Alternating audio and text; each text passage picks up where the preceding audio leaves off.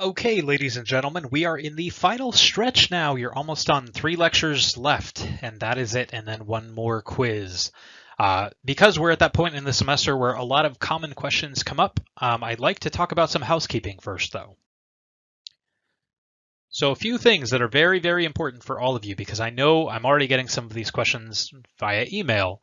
The lowest quiz grade is still dropped. That has not changed. So, Dr. Barker, does this mean that I can skip the final quiz? If you are happy with your final grade, with your lowest quiz being a 0 at the end of the semester, you may absolutely skip the final quiz. You should not forget these final participation questions. That's very important because those are going to be 4 points that could swing your grade in a way, or 6 points rather in this case, that would swing your grade in a place that you may not know where it's going to go. And what this also means is that you must calculate your grade and be certain of where you will land in order to not take this. So if you are comfortably at a point where you know that it won't make any difference whatsoever, great. If you're on the border, you may want to double and triple and quadruple check that grade against the syllabus. Because if you fail to take that and then you tell me, but I thought I was going to, I'm sorry, that's not going to be how that's going to work. I'm not going to go chasing after a bunch of exams. And I know that that might sound cruel in the moment, but you have to imagine in my shoes, me chasing after the 10, 20, or 100 people that didn't calculate their grades for themselves. So that's on you. Is there a final exam? No, we have all of these quizzes. The whole point of what we were doing across this semester is to have consistently paced asynchronous learning. This is the typical online format at almost every single university across the country. The only thing that happens during the final exam period is that if you missed a quiz and you missed it and you were sick for more than a week and you couldn't take it within the kind of buffer zone that I allow for most people before we release the answers to the rest of the students, then I would have told you during the semester that you should contact me to make up the quiz either during the last week of the semester or around the final exam, somewhere around that time. So you should reach out to me, and if you fail to do that, then you may not get a makeup exam in time and you will go out with whatever grade you land with. The last question I always get at this time of the year is, do you round grades? And the answer is yes, I do typically look at borderline grades and I do round them, and I do it in a way that is completely consistent across the entire class. This is my way of typically saying, have a good end of the semester. I realized that at some point, maybe I asked a question to one of you that was not worded well or something. There are points where I am not completely infallible. And so I'm going to assume that if you were that close to the next grade up, then I will absolutely do that. And often what I end up doing is just applying a blanket bonus extra credit to everyone and shifting everyone up by 0.5%, something like that. And if that ends up happening, then and your grade pushes over because of that, then that's awesome. And I will tell you all that I've done it. The most important thing underlined here is that you should not email me asking about rounding. If you do, I will have known that you didn't listen to this lecture, you didn't listen to housekeeping, and I'm going to go tell you to listen to the psychopharmacology lecture because I've already said it. So I think that's all of the major FAQs because it covers kind of everything at the end of the semester. But if you have any questions, as always, you're more than welcome to pop in and ask me about them individually.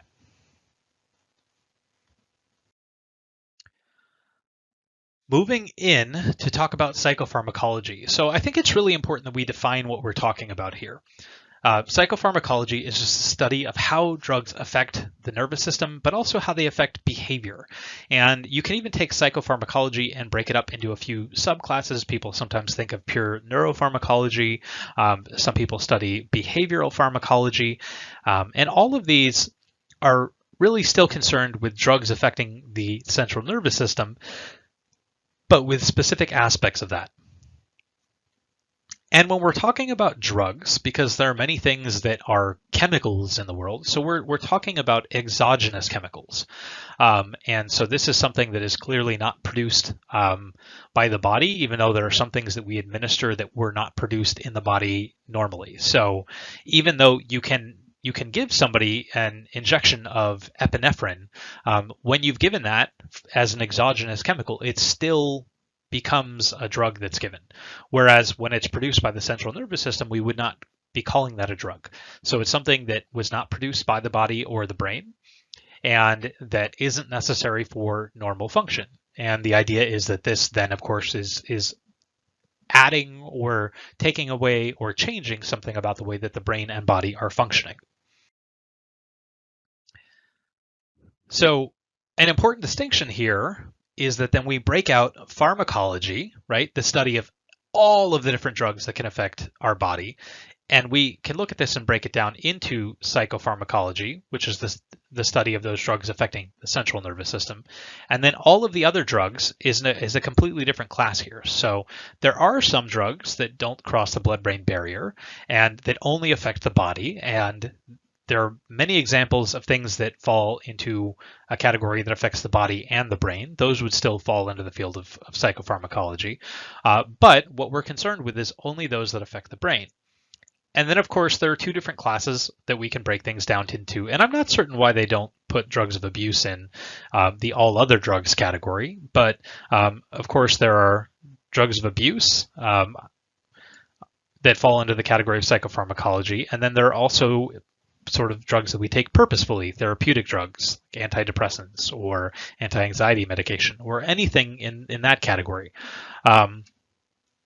I guess maybe in some way I just answered my own question, because most drugs of abuse, in order to be an abused drug, affect the brain and reward systems and things of that nature. I actually can't think of any drug that's abused that does not fall into psychopharmacology. So maybe that's the reason why we don't put it in this other class. So equally important, it's that we stop for a second and we define some things that are not necessarily in the category of the drugs we're talking about here. I use the example of norepinephrine, which is produced and it's used as a neurotransmitter. So depending on how we administer it, if it's something that comes from an injection given in a hospital, then of course that's a drug. But if it's produced by the body and being used as a neurotransmitter, then it's not a drug. The same thing with those kind of longer, more complicated signaling molecules we call neuropeptides, or hormones that circulate around the body naturally. None of those, or anything nutritive, none of those really fall into the category of things that we would classify as being drugs. And in some of these cases, it's because they are produced inside of the body. And in other cases, it's because they don't necessarily have an effect that changes bodily function. So you could make some arguments about complex sugars and overindulgence of fats or certain foods and things like that, or certain vitamins maybe having a long-term effect on the brain and body. But in general, that's not falling into the category of drugs that we're talking about.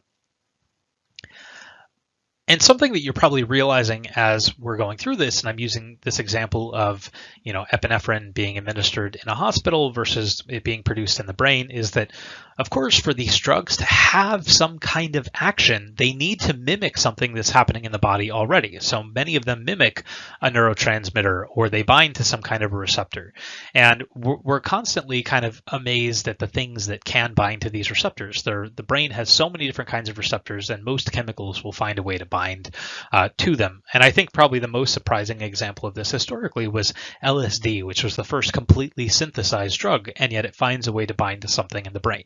So even though these drugs are coming from elsewhere, they still are working because they mimic something that would naturally be going on inside of the brain. Another really basic concept that I think you've all kind of gotten, because we've been talking about neurotransmitters and binding and receptors across the semester, but is that drugs need to exert all of their effects at a certain site. So the sites that they exert their effects at are specific, and depending on what they affect, they can cause all kinds of different changes in behavior. They can cause pain relief or analgesia. They can cause pleasure or euphoria, any number of other things like that. And the place that they act, what we call this spot, whether it's a receptor, or in some cases we talked about drugs that work without a receptor. We talked about this early on, that there are some sort of non-traditional methods of signaling in the brain in the very, very first chapter that we went through, chapter 2.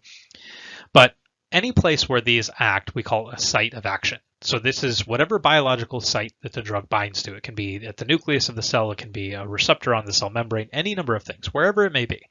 And this is where they cause their effect. And there are many different kinds of sites that we'll talk about a little bit more throughout the lecture, but whatever that site may be, we call the site of action. And the other thing that you should know is that some drugs, in fact, many drugs, have multiple binding sites, and sometimes they're grouped together in a very specific way. We saw some of this in the gustation lecture, where there were two G protein coupled receptors together for certain kinds of taste. So this required the activation of both of those in order to taste something, like sweet. But that often happens in the brain too with various drugs. They might bind at one site. For example, the illicit drug cocaine binds and activates dopamine, but it also activates serotonin receptors or epinephrine receptors. So sometimes it's multiple receptor subtypes or even multiple different types of receptors on the same neuron. A really important concept that we need to go through to talk about psychopharmacology is the concept of pharmacokinetics.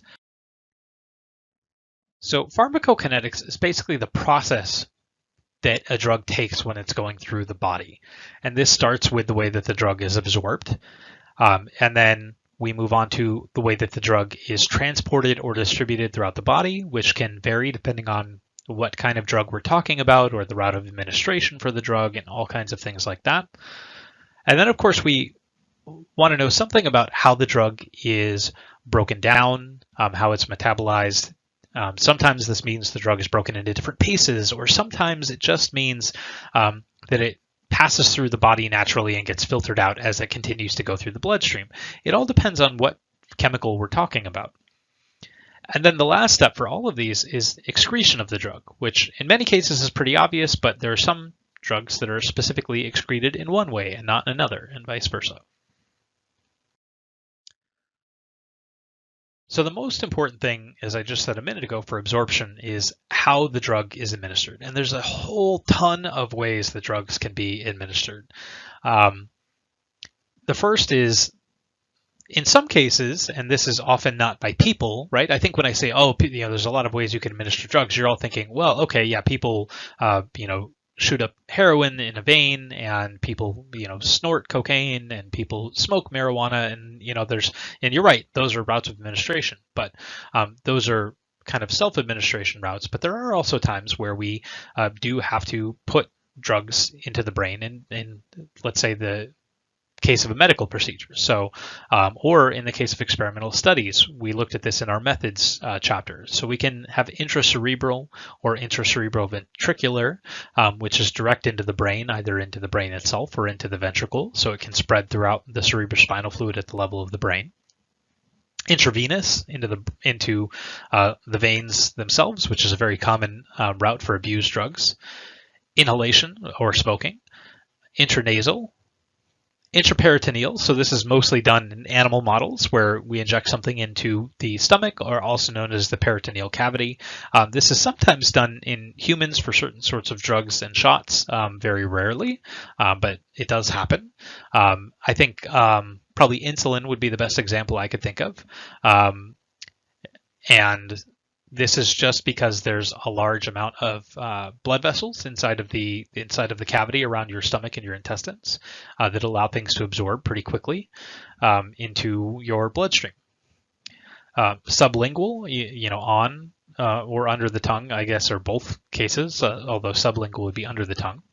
Intramuscular, which is a way you often get antibiotics or shots right into the muscle so that they're absorbed into your body very slowly and usually.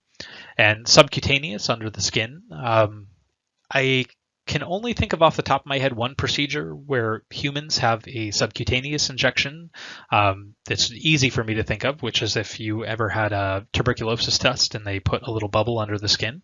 But I'm certain that there are other procedures. I'm just not thinking of one right now. Then, of course, oral, just any kind of ingestion by the mouth. And the last one would be topical, so something applied to the skin. One thing that's really important, and you may be thinking, this is a really long list. Yeah, there's tons of ways that we can administer these drugs. And the way the list is set up here is sort of purposeful because the speed of this getting into the body, the speed of absorption decreases as we go down this list. So if you get something right into the brain, especially into the site of action, it's going to be very, very fast. Intravenous, the reason why drug users love intravenous injections is because it very quickly spreads a drug throughout the body. It produces, if you ask in experimental studies, the largest ratings of high compared to many other routes of administration. And inhalation and intranasal are not too far behind that because, of course, the lungs are filled with blood vessels, and the nose also has a lot of small blood vessels that allows drugs to get in very quickly. And in some cases, there are drugs that are easier to inject and others that are not so easy to inject. So depending on how much of a boost or gain there is, that may change the route somebody chooses to administer an illicit drug. And of course, for legally administering drugs, medicines, in most cases, we choose the route that is the most effective for what we need to do. So IVs are usually put in when you go to the hospital because it gives direct access, and you could be given something quickly if you needed something to get directly to the bloodstream or the heart. Then you'd have a port that's already built in and ready to go. For distribution, another thing that we need to talk about is the fact that, of course, these drugs need to reach the brain, right? So the only way that this happens directly is through that intracerebral route that we were talking about. But otherwise, what needs to happen is that we need something like circulation to drive blood to get into the brain. And if you remember, we talked in the very first chapter about the blood-brain barrier, not for very long, but we said that this prevents most toxins from getting into the brain. And of course, outside drugs might fall into this category. Some things pass the blood-brain barrier, but not everything can pass the blood-brain barrier. And the things that pass most easily are those that are lipid soluble. So when we're designing things and we're trying to get them into the brain, the same is with odors getting into the olfactory system. In many cases, if we want something to pass through these various kind of protective layers, they have to be a lipid or a fat-soluble substance. When we think about distribution and metabolism, another thing that's really important for me to point out is that these two interact. So we need something to reach the brain, and it's going to be, of course, metabolized over time. And the place that these two intersect is that when you administer something intravenously, for example, it has a really fast peak. So in the case here, we're looking at basically cocaine levels in the blood. And so the concentration peaks the most quickly with the intravenous. We said that this is the fastest route. And then the second fastest route tends to be when something is smoked, at least out of all of these. So this smoked route is the second highest peak, but the thing you'll also see is that these two decay much faster. So they've come down to half or less of where they were very, very quickly. Whereas when those same drugs, when cocaine in this case is taken either intranasally or orally, so intranasal, the next fastest route, peaks a little bit later, oral peaks a little bit later, and then of course these also decay a little bit later. So there's an interaction between how you take the drug and how long it's going to last. The other thing you'll notice though is that the peak is highest for the amount that's in the concentration in the blood, depending on how quickly it gets into the system overall. So these are considered to be somewhat, equivalent doses, and yet the peak for intravenous is much, much greater, which goes along with what I was saying. This is why drug users often choose to use illicit drugs intravenously. It produces the fastest but largest response. And then the last two steps, once we've gotten through this idea of that the drug needs to be metabolized in some way, and we talk about how quickly it can be metabolized, is that it needs to be broken down and pushed out of the body.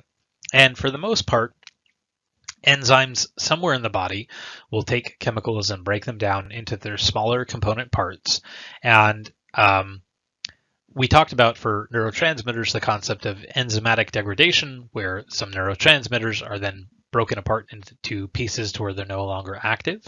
But in the case of some drugs, then there are actually multiple steps. So a drug can be broken down into a form, from a form that is active in one way to a form that's active in another way.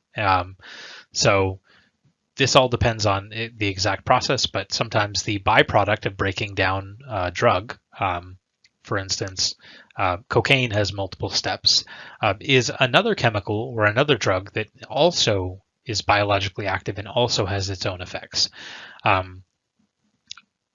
So this is something to keep in mind. This is part of the metabolism process, is that it's not that something is broken into pieces and turned into trash and then it doesn't matter anymore. In some cases, it matters for a very long time, depending on what the drug is. And then there are also some drugs that are not metabolized at all. So depending on what the drug is and its exact route out of the body, this can vary. But in all cases, eventually our kidneys are in place to where if the chemical gets into the bloodstream, the kidneys will filter it out, you'll remove it, and excretion is always through feces or urine, and this is kind of the whole process of a drug going in and then coming out. Moving on, we're going to talk a little bit about how we look at drug effectiveness and what that means. For most drugs, what we look at is something called a dose-response curve. And the idea of this is incredibly straightforward. It's exactly what it says. So if you're having trouble remembering this, it's that we look at across something from a spectrum, from a low dose to a high dose, how effective is the drug? So if it has some desired effect, then that would be, of course, the ideal would be at the high end, and something like no or zero effect would be on the low end. And this is what we go through for every single drug test. Anything that goes out on the market would be something of a dose response kind of a test. This is usually done very early on to find an optimal dose, although sometimes dose response testing carries from early animal models into human models. Something probably very fresh on everyone's mind are the coronavirus vaccines, and so there was a dose response test that was done for these, at least for the two rather, using mRNA from Moderna and Pfizer. So they looked at exactly what different doses might work and then how effective they all are at doing things like neutralizing the coronavirus. And that's what we care about. So what we want to know is what the minimum dose is to achieve some kind of a desired effect. And in some cases, there's a point where increasing doses have pretty much no effect, and that would be kind of in this red zone down here. And then you end up with a second zone where despite increasing the dose, you don't get any increase in the effect, and that's kind of in this red zone over here. And so what we're really looking for is basically this Goldilocks zone, which is where we can find kind of the peak effect, the biggest bang for your buck in this part of the curve down here. That's the area that we care about.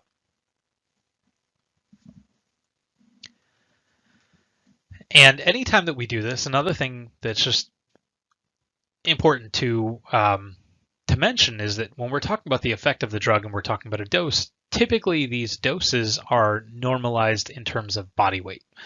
So in the end, we might look at an entire range of drugs, drug doses, 5 milligrams or 10 milligrams or 15 milligrams, and they might decide on a final dose that kind of works based on the average weight of an average human, knowing the full range of effectiveness.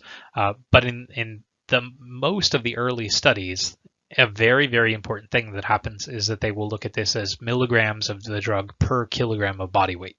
And in some cases, you are still given drugs based on body weight. Probably the best example of this would be if any of you have a younger sibling, niece, nephew, or even child. Things like Tylenol in infants or Motrin in infants are given based on body weight because for them, there can be such a big range in what the dose is. Whereas when somebody hits the stage of being, 4, 5, 6 years old, you could probably just give everyone a children's chewable and it's going to cover kids that range from 30 pounds up to 90 pounds, and they will all handle it just fine. It might be a little bit more effective in the 30-pound child than the 90-pound child, but it's probably going to do its job in all of them for approximately 4 to 6 hours. That kind of thing. So in one child that's a little heavier, it might wear off sooner. That's okay. You can dose more often. So we often normalize these things to body weight. Something that is incredibly important when we're doing this too is understanding the points where we have effectiveness and then points where we have side effects. So inadvertently, I just gave you one of the very best examples of this in talking about Tylenol. So 2 concepts here. One is the ED50 and the second is the LD50. So ED stands for effective dose. So the effective dose is where we have the effect that we want. But then the LD50 is the lethal dose. And so the ED50 is the dose where the drug is effective in at least 50% of the population that was studied. So this is why we call it the ED, effective dose 50. And the LD50 is the dose that is lethal in 50% of subjects tested. And in a lot of cases, you might be asking, how do we figure that out? Well, there's some modeling and things like that that can go on, but you better believe that in some early days of drug discovery, that probably wasn't nearly as clear as it might be now, where we know some terminal amounts of many chemicals, we can model them. And then, of course, we have to take into account, as something that kind of goes along with that LD50, all of the side effects. So when you take morphine, then you have analgesia. We give morphine as a pain relief drug. But something that morphine and many opiates also do is to create respiratory depression. In fact, this is the biggest problem with almost all opioids. And so if you slow breathing down too much, then you cause death. And this is the typical cause of an overdose death, is something like respiration going all the way down to the point, the body's just shut down so much that it doesn't function anymore. So as you might imagine then, if I'm looking at this dose response curve and I find that there's a certain dose that tends to have its effect in about 50% of the population at one dose, and then I look at that same drug and I figure out that at a higher dose that it's lethal in 50% of the population. What we care about is this zone in here that we call the margin of safety. This is the gap between this ED50, again, the effective dose, and the LD50. And we want this to be as large as possible. That is really important. Because if we have a really large margin of safety, which happens for many drugs, then you can assume that people can take this and it's going to be very difficult to reach a point of harm.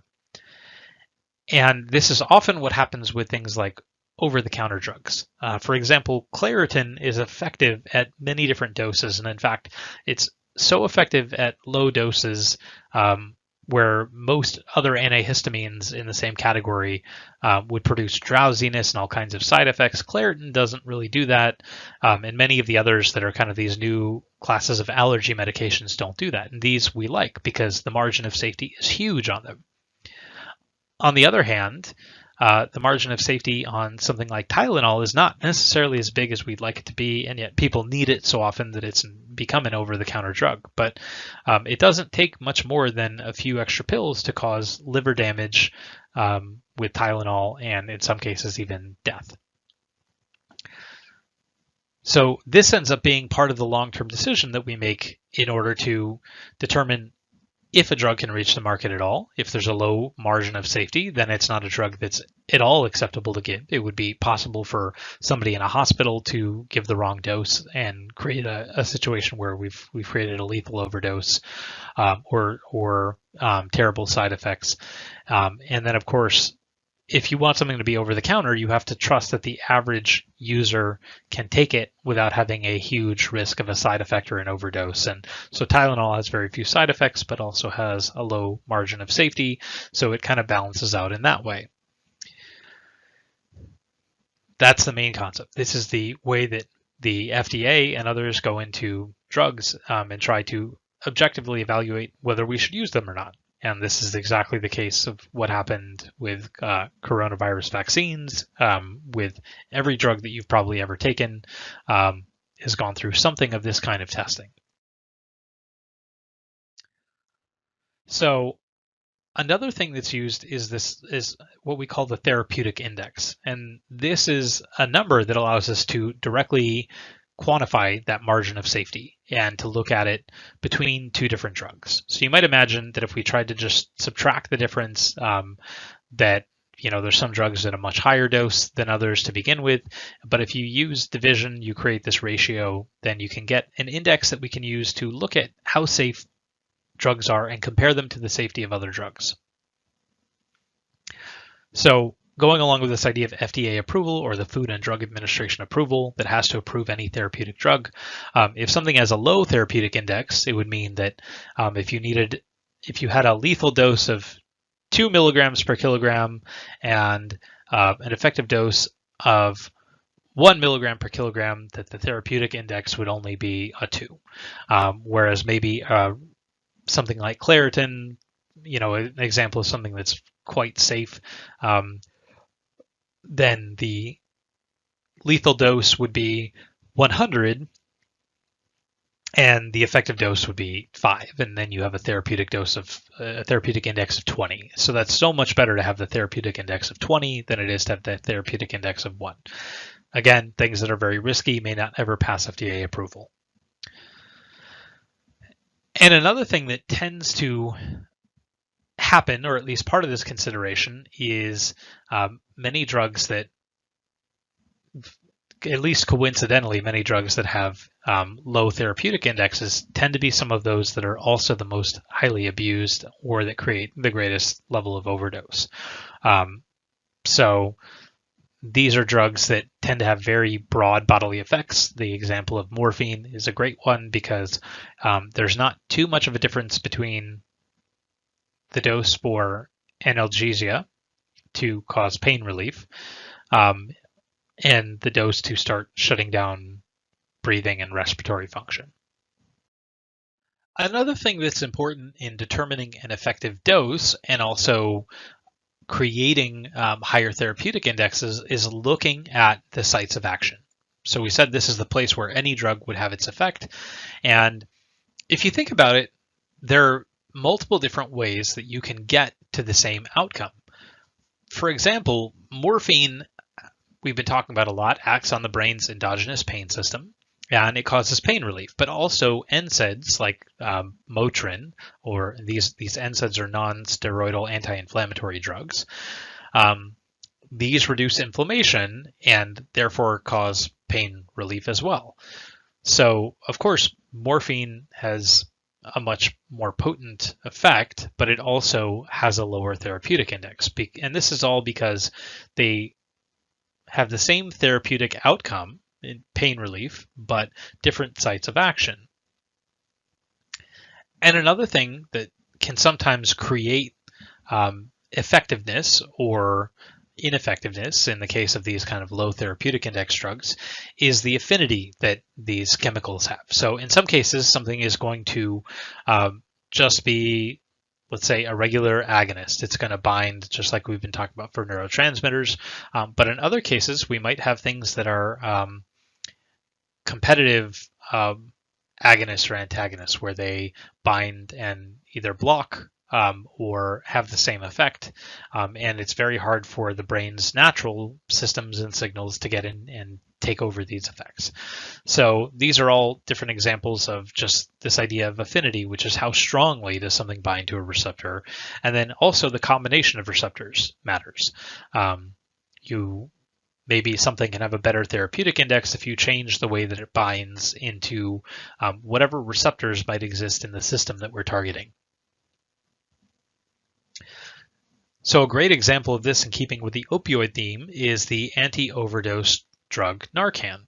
So Narcan is a very competitive antagonist, so it blocks the sites that opioids normally bind to, and it's so strong and so competitive that if somebody has an entire system that's been flooded with heroin or fentanyl or something like that, then Narcan can come in and kick all of those opioids off of the receptors and basically put somebody into what you could think of as an instantaneous withdrawal.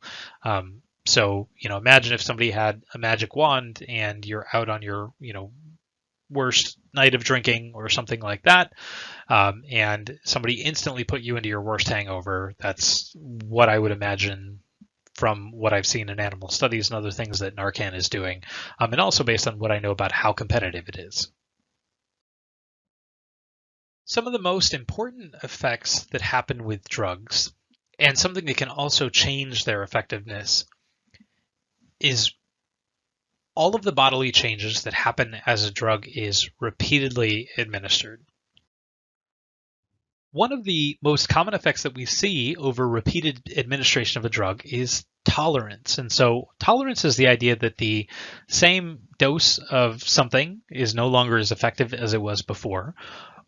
Or another way to look at this is that you need a higher dose to produce the same therapeutic effect or outcome that you were looking for previously. A really easy example of this for most college students is caffeine. Right? Caffeine is a drug, and many people develop some kind of a tolerance to caffeine. And the basic idea here is that, of course, maybe you all get your daily cup of coffee before the physio-psych lecture to keep you awake. And over the course of the semester, I've tortured you enough to where you constantly need that cup of coffee every time that you come in for class. And by the end of the semester, you've gone from needing your grande Starbucks latte to your venti. You need a much larger cup of coffee in order to keep you awake enough to sit through physio. So that's the basic idea there. And another thing that goes along with this, at least clinically, is that for the clinical definition of tolerance, we also look for withdrawal symptoms. And so what this means is that in the absence of having that drug intake, then you tend to have some sort of a symptom associated with withdrawal. And a lot of people actually do have this for caffeine. I know that around the time of final exams, I would drink a whole lot of coffee, and then I would often, fly home for the winter break, as many of you are probably already home, but would normally do. And what would end up happening is that, of course, I'm done with exams. I don't need that cup of coffee every day. And the first or second day after I would come home, I would get to the afternoon and I would have this giant headache just because I hadn't had my cup of coffee for the day and I hadn't even realized it. And yet after many, many repeated days of having caffeine, then all of a sudden I had some sort of a caffeine withdrawal. And so this is something that goes along with tolerance. Another thing that can happen is actually sensitization. So this is when you take a drug over and over again and you actually see an increase in the effectiveness of the drug or an increase in certain symptoms or outcomes associated with taking the drug. And an important thing here is that sensitization and tolerance are not necessarily opposite effects. So it's not the case that you can only be tolerant to a drug or only be sensitized to a drug. For example, you might be tolerant in that it takes a greater dose of caffeine to make you feel awake, but it might be the case that over time, it takes a much lower dose to create some sort of a jittery, nervous feeling, or a lower dose to increase heart rate. So depending on which outcome we're looking at, sometimes you might need a higher dose to produce one outcome and then a lower dose to produce another at the same level. And these all change depending on how long we've been administering a drug. The sum of all of these changes over time, either becoming sensitized or tolerant to the repeated use of a drug, creates something that we call allostasis. And so I think many of you have heard of homeostasis. Probably all of you have, because we talked about basic ideas of homeostasis in the ingestive behaviors lecture. And so the idea is that our body has a set point of what's normal, and we like to correct for drifts from that. But drugs cause tolerance by creating all kinds of physiological changes. And so this puts on our body something we call an allostatic load, which causes the body to start to compensate. And the bigger the allostatic load, the more problem that it creates, because this means that the drug causes a greater and greater shift from what's normal. And eventually, this allostatic load, in some cases, classic examples would be heroin or alcohol, then what happens is you start to see physical symptoms like the withdrawal we were talking about when the drug is no longer there to keep the body in kind of its new homeostasis. So allostasis is a shifted version of homeostasis to where you often have to have very tightly controlled detoxification for individuals affected by opioid or alcohol use disorders, because if you take somebody off of alcohol when they've been a very heavy drinker for a long time, then the withdrawal symptoms can be so severe that they can include things like seizures and brain damage and even death. So in this case, the new normal for any of these individuals affected by these opioid or alcohol use disorders is to have some drug in their system. And it actually becomes almost harmful to the body to not have these drugs in the system, because there's been such a great shift in the physiological function of the body to where the new normal, the new homeostasis, is having a drug on board. There are a lot of different types of compensatory changes that can cause these kinds of effects. So the first is that we can have just either an increase or a decrease in how effective a drug is at binding to a receptor. And one way that this can happen is through a change in the conformation of the receptor. But another thing that can happen is that we can just change the number of receptors that are present. So we can have more or less binding because we decrease the number of receptors. We can also have the conformation changes where, we're talking about things like ion channels opening and closing, and they have levels of effectiveness. So there are a lot of genetic and epigenetic changes that can happen that cause receptors to change their function. And so we can have ion channels become less effective to where cocaine no longer opens up sodium channels to create as much sodium influx into a neuron or something like that. This can also happen at second messenger systems as well. So most of these things have something to do with just a change in the way that these drugs interact with certain receptors. And as we've mentioned for sensitization and tolerance, this doesn't have to be the same at different receptors. The same drug can have different effects on different receptors and different effects on different systems, and all of those can have different outcomes. So in truth, I actually never used to talk about placebo effects. And then inadvertently, as we're talking about all these drugs and what they do and all this kind of stuff, somebody raises their hand and says, but Dr. Barker, what about placebo effects? Isn't that something too? And of course it is something. And so it made me realize that this is something that's really important. And in fact, we need to highlight how powerful placebo effects can really be. So placebos, for those of you that don't know, are inactive substances that don't contain any active drug molecules. And the placebo effect is, at least in humans, is conceptualized as an effect that occurs just because somebody thinks that they're taking an active substance. And you would be surprised at just how effective this can be. For example, if you look at this graph on the left here, you can see if we look at the average number of panic attacks, and there's this drug, fluvoxamine, that's being given. And if you look at the average number of panic attacks, that we have this fluvoxamine group, and then we also have this placebo group here. And in truth, just the idea of somebody thinking that they're taking fluvoxamine and taking a pill every day causes a huge decrease over 4 to 8 weeks in the number of panic attacks that somebody experiences.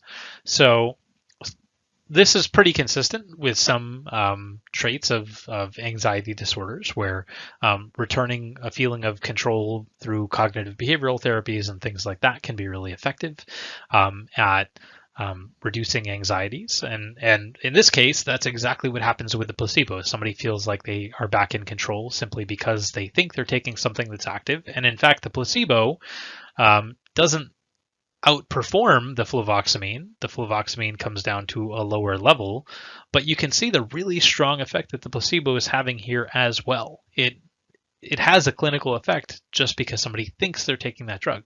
So the effect of fluvoxamine we have to look at in light of this placebo effect, because it's really a combination of thinking you're taking something and the effect of the drug, and it's not just one or the other.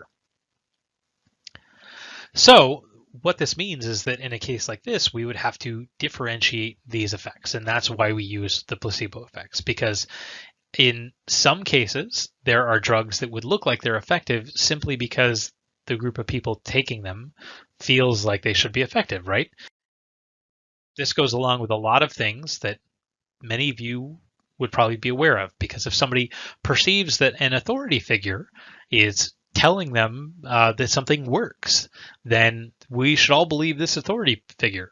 Another thing is just perceiving that this drug should work, right? This is an effective drug. It should work. It should be relieving these symptoms. Therefore, I shouldn't have these symptoms. Therefore, these symptoms are gone.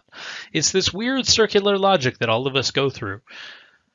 And so any knowledge that you have, in some cases, when they do these double blind and triple blind and quadruple blind studies, I'm joking with the last two, but when we have studies where we're looking at certain kinds of effects, then one of the things that's really important in some cases to hide is what the effects should be.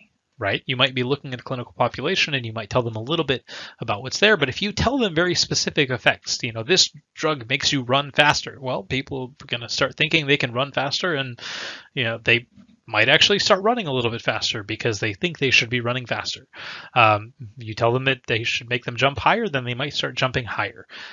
So this is the basic idea: is the more knowledge somebody has of an effect, the more they start to see those certain effects because they perceive that's what the effect should be.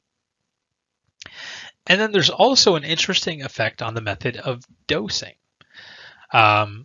So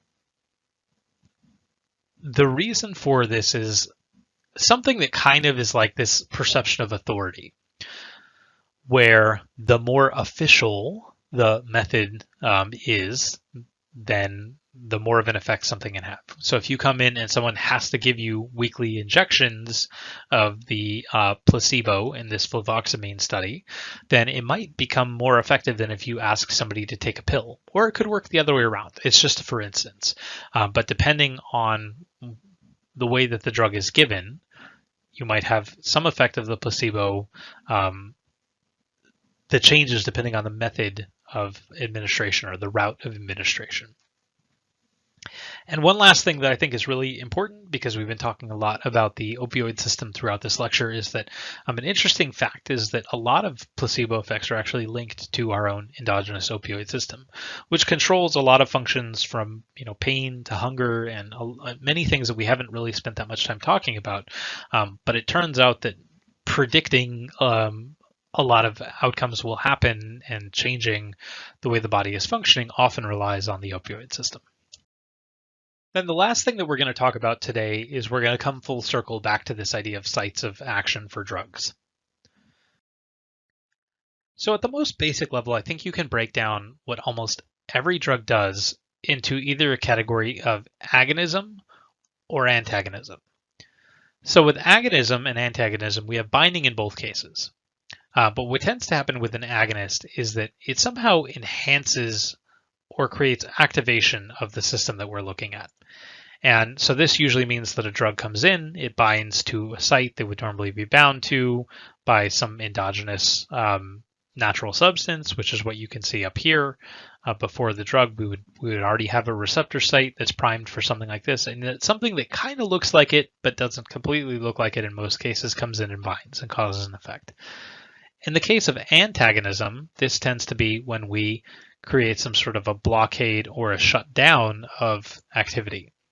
And this usually is by, again, some external chemical coming in and blocking the site, whether it be a receptor or otherwise, where the natural substance would normally bind, and preventing the normal activation. And so the example of Narcan that I gave for blocking all the opioid receptors is a great example of that. There are also, though, a number of ways that these things that I'm talking about, this idea of activation or inactivation, can happen in indirect ways. So one example is we've talked very little about the idea of the synthesis of neurotransmitters, maybe in the very first lecture, but neurotransmitters are created and there are different pathways through which this happens. And a lot of times this involves some sort of a precursor molecule. An example we talked about, but not in this context, is L-DOPA, which we use as a treatment in many cases for Parkinson's disease, or similar drugs to this now. There's some more modern variations. But L-DOPA is something that's part of the synthesis of dopamine, and as you probably all remember, deficits in dopamine are kind of a key trait of Parkinson's disease. So by giving L-DOPA, which crosses the blood-brain barrier and then helps synthesize more dopamine, we actually indirectly increase the level of dopamine release in the motor system, and that can help alleviate some of the symptoms of Parkinson's disease. This can also happen in the opposite direction. So in some cases, we have drugs that prevent neurotransmitters from being produced by inactivating precursor either proteins or enzymes that are needed to create those proteins. So we can affect neurotransmitter synthesis by increasing or decreasing. We can also change the release of neurotransmitters. So as you remember from the very early lectures, neurotransmitters, of course, are these endogenous signaling chemicals, and they're packaged into vesicles, which are these little bubbles that you see here that allow for the release of neurotransmitter. And so there are many drugs that block vesicular transporters or the reuptake of neurotransmitter by changing these release properties. So all of these different stages, any of the different stages of neuronal signaling, whether it's changing the amount of neurotransmitter available, the way it's released, the way that it gets taken back up, these are all ways that we can have some sort of a specific site or mechanism of action. The one you were probably expecting from the beginning was for us to talk about drug effects on receptors. And the reason we don't talk about this first is that there are a lot of variations on this. This is maybe even one of the more complicated ways that drugs can affect the brain. So as you probably remember, we can have receptors that are either presynaptic or postsynaptic. So on the cell that's doing the signaling or on the cell that's receiving the signal. And the presynaptic receptors tend to be autoreceptors, where they modulate neurotransmitter release by changing the amount of neurotransmitter that we take back up into the cell or things like that. And then the postsynaptic receptors are the ones that we have for neuron-to-neuron signaling. And so for both of these, we can have agonism or antagonism depending on the drug.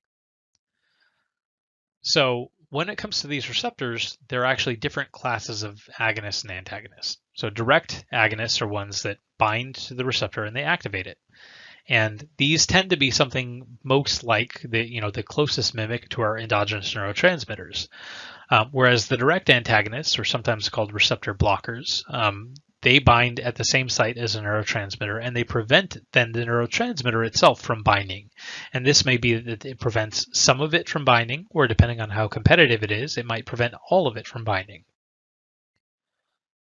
However, many of these receptors don't just have one site, and this goes along with the idea that we talked about in that very early slide where we said that some drugs have multiple sites of action, or that sites of action can interact, and all of these kinds of things.